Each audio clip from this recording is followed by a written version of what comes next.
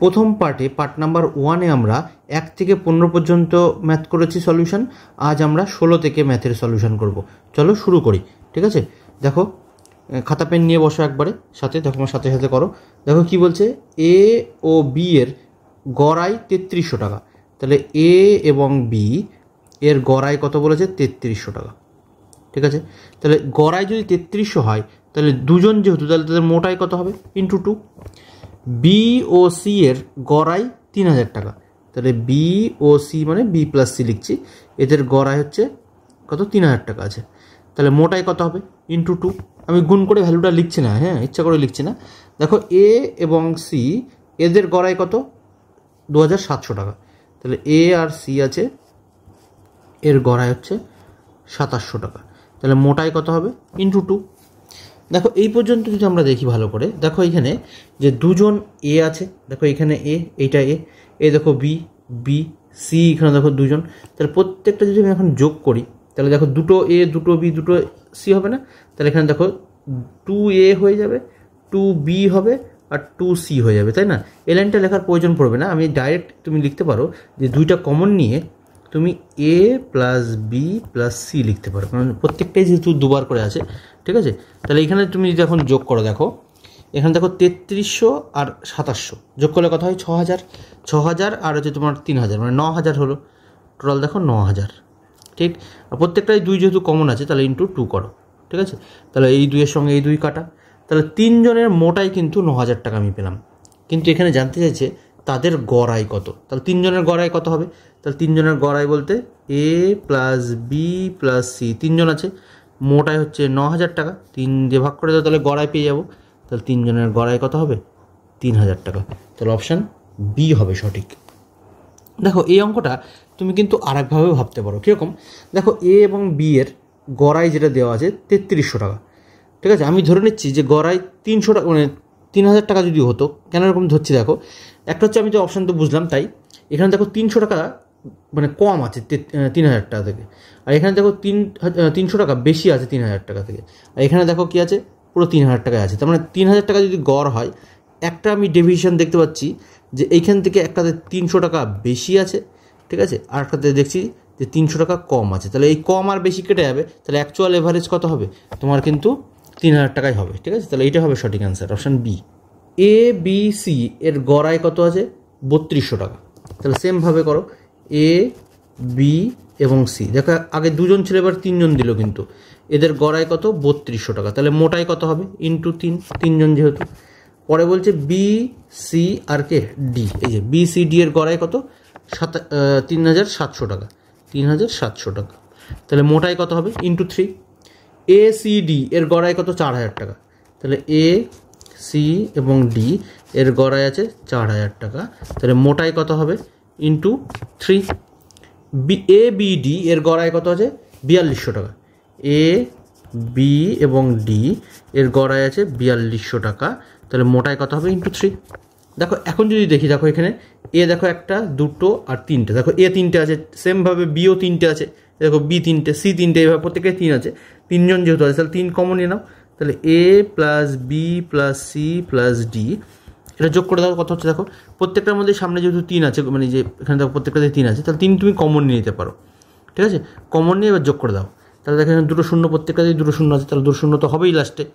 আচ্ছা, এখানে 2 আছে, 7 আর 2 9, 9 আর এই 2, ঠিক আছে, 9 আর হচ্ছে 2, ঠিক আছে, 9 আর 2 11 আর 1, তোমার থাকলো 1। আচ্ছা, 3 আর 3 6, 6 আর 4 10, আর 4 14 আর 1 15, ঠিক আছে, 15100 টাকা। তুমি এই 3-এর সাথে এই 3 কেটে দাও, কারণ দুপাশেই আছে যেহেতু। তাহলে এখন পড়ে থাকলো কত? এখানে আমি লিখছি, দেখো যে এ বি সি এবং ডি এর মোট আয় কিন্তু 15100 টাকা। তার মধ্যে আমাকে জানতে চাইছে এ এর গড় আয় কত, শুধু এ। তাহলে এ যদি গড় আয় জানতে চাইছে, তাহলে বিসিডির মোট আয়টা বাদ দিলেই তো হয়ে যাবে। দেখো বিসিডি এর মোট আয় কত? দেখো তো বিসিডি এখানে আছে, বিসিডি এর গড় আয় ছিল এটা, আর মোট আয় হচ্ছে এটা। তাহলে এটা গুণ করে দেওয়া কত হয় দেখি?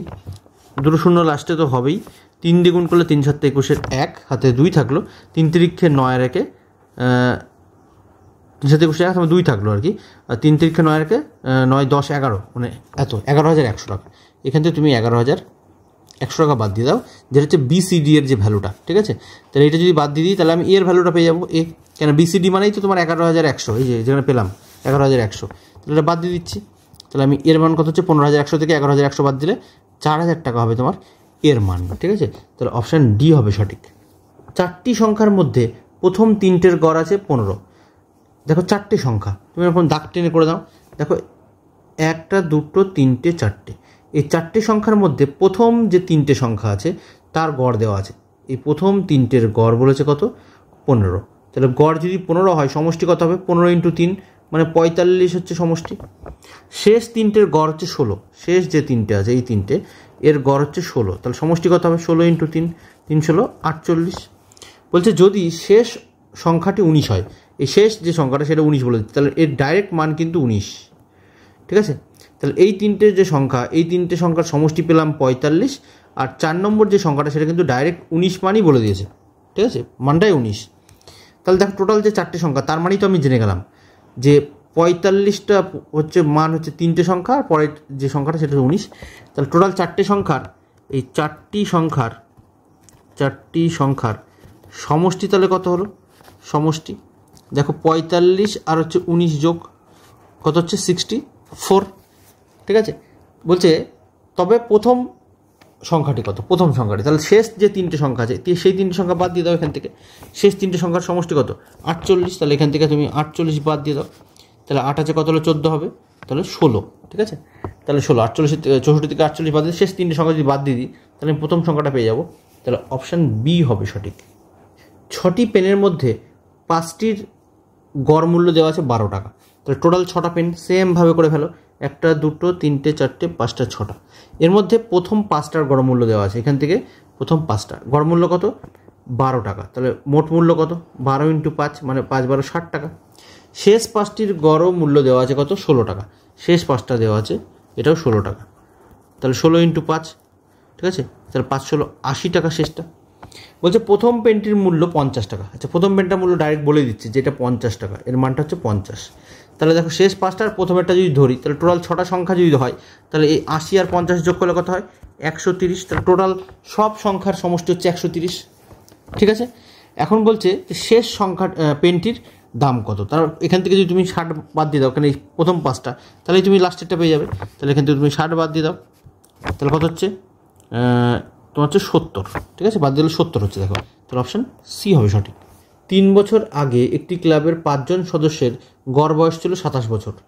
একজন নতুন সদস্য যুক্ত হয়, বর্তমানে সকলের গড় বয়স কত হয়ে গেছে? 28 বছর। তাহলে নতুন সদস্যের বয়স কত?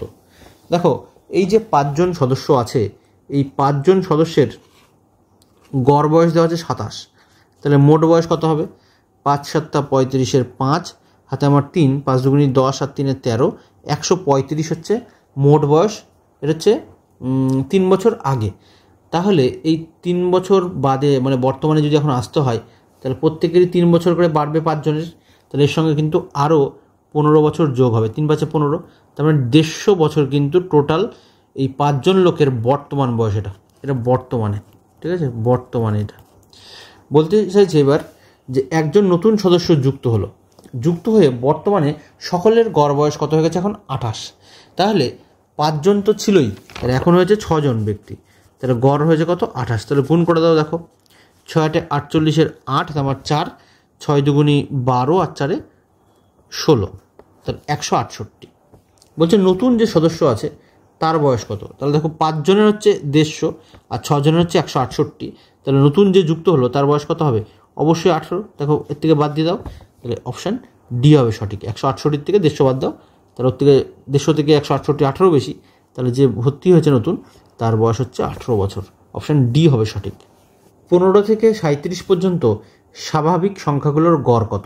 দেখো এখানে আছে স্বাভাবিক মানে কি?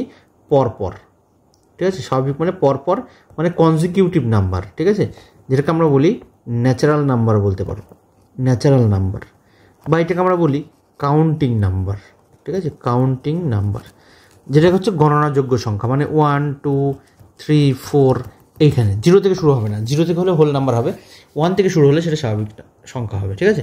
তাহলে 15 থেকে 37 পর্যন্ত, তার মানে 15 16 17 করে তোমার 37 পর্যন্ত সংখ্যা আসবে। এই যে সংখ্যাগুলো হবে তার গড় বের করতে চাইছে। দেখো আমরা শিখেছি প্রথম পার্টের যে ভিডিওটা, সেখানে দেখবে গড়ের প্রথম যে পার্টটা আছে সেখানে দেখবে বেশ কিছু সূত্র বলে দেওয়া আছে। সেখানে আমরা আলোচনা করেছি যে স্বাভাবিক সংখ্যার গড়ের ফর্মুলা কি। যখন দেখো এটাকে যদি ফার্স্ট, এইটা সংখ্যাটা হবে, কারণ এখানে দেখো এটা ফার্স্ট সংখ্যা, তাহলে এটা ফার্স্ট, আর পরপর সংখ্যা আছে যেহেতু, তাহলে এটা হচ্ছে লাস্ট। তাহলে গড় বের করতে হয় কি, ফার্স্ট প্লাস লাস্ট বাই 2। তাহলে ফার্স্ট হচ্ছে 15 আর লাস্ট কত হলো 37, বা হচ্ছে 2। তাহলে 37 আর 15 যোগ করলে কত হলো 52, 52 বাই 2 মানে 26। সঠিক অ্যান্সার হবে কি, অপশান বি হবে সঠিক। প্রথম 69টি স্বাভাবিক সংখ্যার গড় কত। দেখো একই রকমভাবে যে প্রথম n সংখ্যক স্বাভাবিক সংখ্যার গড়ের ফর্মুলা কী হয়, n + 1/2। তাহলে এখানে দেখো 69টা আছে, তাহলে 69 + 1 বাই হচ্ছে তোমার 2। তাহলে 69 আর 1 হচ্ছে 70/2, তাহলে 35 হবে সঠিক অ্যান্সার, অপশান সি হবে সঠিক। প্রথম 20টি জোড় স্বাভাবিক সংখ্যার গড় কত। দেখো এখানে জোরের জানতে চাইছে, তার মানে প্রথম সংখ্যা নিশ্চয়ই 2 দিয়ে শুরু হবে, আর 20টি মানে 40 দিয়ে শেষ হবে লাস্টে, মানে 2, 4, 6 এই করে করে 20টা মানে তাহলে 40-এ শেষ হবে। তাহলে প্রথম সংখ্যা হবে 2 আর লাস্ট নাম্বার হবে কত 40। তাহলে ফার্স্ট প্লাস লাস্ট বাই 2, তাহলে 40 আর 2 কত হলো 42/2, তার মানে 21 হবে সঠিক অ্যান্সার, অপশান ডি হবে সঠিক। প্রথম 11টি স্বাভাবিক সংখ্যার বর্গের গড় কত। দেখো স্বাভাবিক সংখ্যা প্রথম 11টা, তার মানে 1-এর স্কোয়ার, 2-এর স্কোয়ার, 3-এর স্কোয়ার, ঠিক আছে। এই যদি সমষ্টি আমরা শিখেছিলাম যে এই পর্যন্ত যদি তোমার 11টা বলেছে, তার মানে এখানে লাস্টে 11 হবে। যদি n সংখ্যক হতো তাহলে 1 থেকে n পর্যন্ত স্বাভাবিক সংখ্যার সমষ্টি হয় হচ্ছে তোমার n × n + 1, 2n + 1 বাই কি 6। এবার এর যেহেতু গড় বের করতে গেলে তাহলে n দিয়ে ভাগ করতে হবে, n সংখ্যক আছে যেহেতু, তাহলে এখানেও তোমাকে n দিয়ে ভাগ করে দাও, n কাটা। তাহলে ফর্মুলা হলো কি, যে ফর্মুলা হচ্ছে n + 1, 2n + 1 বাই হচ্ছে 6। এইটা হচ্ছে তোমার গড়ের ফর্মুলা। তাহলে এখানে তোমার 11টা যেহেতু আছে, তাহলে n এর মান 11, তাহলে এখানে n = 11 হয়ে যাবে। তাহলে বসিয়ে দিই এখানে, তাহলে 11 + 1 তার মানে 12 হবে এটা, ইন্টু n এর মান তো 11, তাহলে 11 দুগুণি 22 + 1 মানে তোমার হচ্ছে 23 বাই কত 6। 6 দিয়ে কাটো, 6 দুগুণি 12, তাহলে 23 দুগুণি কত 46, তাহলে 46 হবে সঠিক অ্যান্সার, অপশান সি। প্রথম 12টি স্বাভাবিক সংখ্যার ঘনের গড় কত। দেখো প্রথম যদি আমি 1-এর কিউব, 2-এর কিউব, এইভাবে 3-এর কিউব করে করে, 4-এর কিউব করে করে n-এর কিউব পর্যন্ত করি, তাদের সমষ্টি ফর্মুলা কি হয়, যদি সমষ্টি করি সবগুলো যদি যোগ করি, সবগুলো যোগ করলে ফর্মুলা হবে কি n × n + 1/2 টোটালটার হোল স্কোয়ার। আমরা শিখেছিলাম এর গড়ের ফর্মুলা হবে কি, দেখো এটাকে একটু ক্যালকুলেট করে রাখি, যে n স্কোয়ার n + 1 তার স্কোয়ার বাই 4, আর গড় বের করতে গেলে n দিয়ে ভাগ, তাহলে এটা কেটে যাবে, ফর্মুলা হবে n × n + 1 শুধু এইটুকুর স্কোয়ার, মানে ব্র্যাকেটের মধ্যে যেটা আছে বাই 4, এটা হচ্ছে গড়ের ফর্মুলা। তাহলে প্রথম 12টি জানতে চাইছে, তাহলে n এর মান 12, তাহলে n = তোমার হচ্ছে 12, তাহলে এখানে বসিয়ে দাও, তাহলে n হচ্ছে 12 ইন্টু n এর মান 12 আর এখানে ফর্মুলার 1, তার মানে 13, 13-এর স্কোয়ার মানে কত 169 বাই হলো 4, 4 দিয়ে কাটো 3 হবে, তাহলে 3 নং 27-এ 7 হবে লাস্টে, তার মানে 507, অপশান লাস্টে 7 একটাই আছে, অপশান বি হবে সঠিক। 1 থেকে 17 পর্যন্ত পরপর জোড় স্বাভাবিক সংখ্যাগুলোর বর্গের গড় কত। 1 থেকে যদি আমরা n পর্যন্ত যদি করতাম, যদি স্বাভাবিক সংখ্যা হতো তার ফর্মুলা কী ছিল, গড়ের ফর্মুলা ছিল যে 1 থেকে ধরো স্কোয়ারের মানে বর্গের, যে 1-এর স্কোয়ার, 2-এর স্কোয়ার এই করে করে যদি n স্কোয়ার পর্যন্ত হয়, যদি স্বাভাবিক সংখ্যা হয় তার ফর্মুলা ছিল হচ্ছে n × n + 1, 2n + 1 বাই হচ্ছে 6। এটা হচ্ছে সমষ্টির ফর্মুলা, আর গড় করতে গেলে nটা কেটে দিতে হয়, তাই তো, n দিয়ে ভাগ করলে ওটা উড়ে যায়।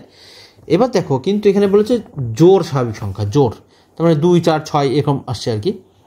তাহলে এর ফর্মুলা কী ছিল, ফর্মুলা আমরা দেখব ভিডিওতে দেওয়া আছে, যে n + 1 একই রকমভাবে n + 1, 2n + 1 বাই 6 না হয়ে 6-এর অর্ধেক করো, কত হবে 3, আর অর্ধেক করেছি সেই 2টা উপরে দিয়ে দাও, তাহলে 2/3, তার মানে 2/3 n + 1, 2n + 1, ঠিক আছে, এটা হবে।